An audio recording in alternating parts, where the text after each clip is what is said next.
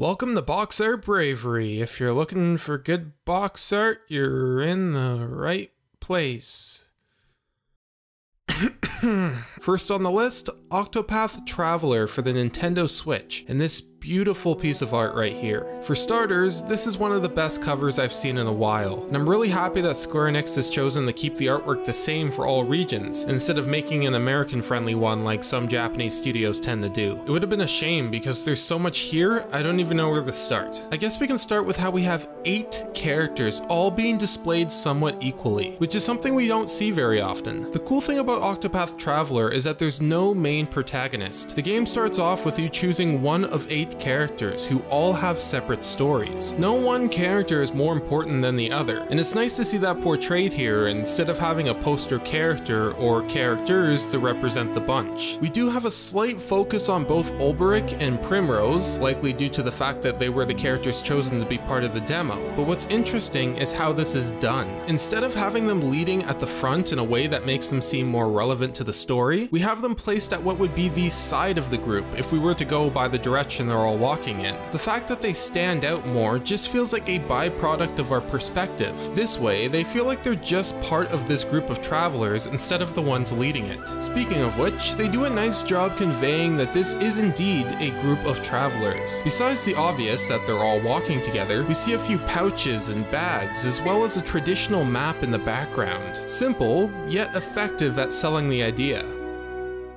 The artwork here really expresses the time period of the game. You can tell that this isn't a modern or close to modern day fantasy. This is a medieval setting that we can feel through the costume design, the muted colors, the rough and sketchy line work, and the old vintage paper that the whole thing seems to be drawn on. It's all appropriate, but more importantly, it looks nice. I think the last thing I want to say about the artwork itself is that it makes good use of the Switch's box. Instead of going with a beautiful background piece that doesn't quite work as well with the Switch's narrow view, they went with something that takes advantage of its verticality by making the focus something that is also very vertical in nature, human beings walking in a group. In addition, I really love it when box art pays attention to the little banners at the top instead of ignoring them. In this case, the really bright red on the Switch logo would feel kind of out of place and would constantly drag your eyes away from the artwork if it was not for the vibrant reds of Primrose's dress to balance out the picture. I imagine that putting Primrose in the very front and having her clothes pop so much had a bit to do with that.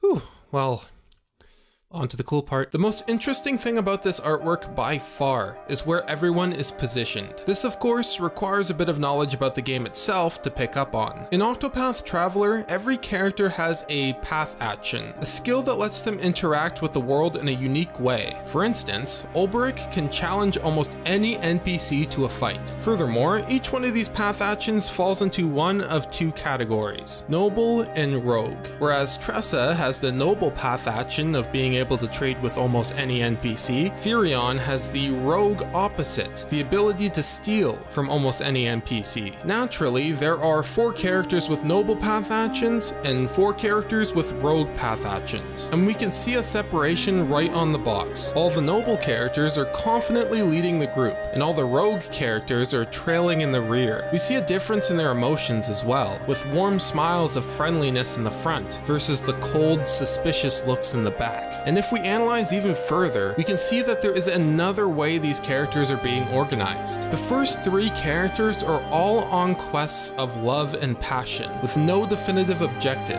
Ophelia is a cleric who's on a pilgrimage to restore light to the land. Tressa is a merchant who's on a journey to see the world, and Alphen is an apothecary who's on a journey to heal the sick and wounded. All wholehearted goals that you can see reflected on their faces.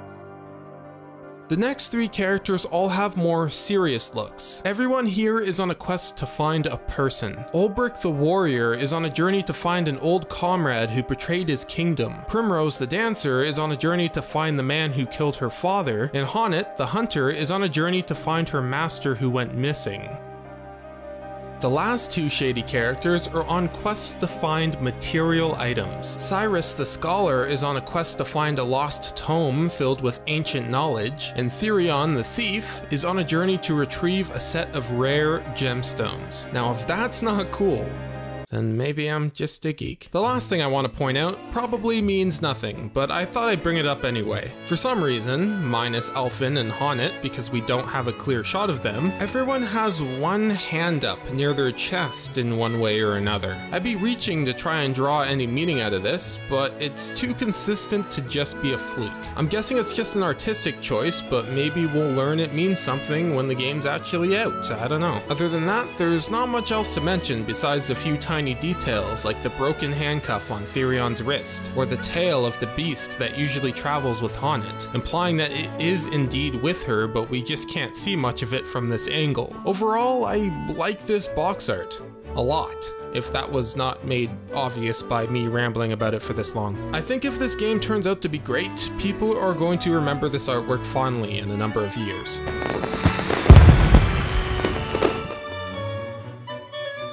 So yeah, it's a good one on episode 1.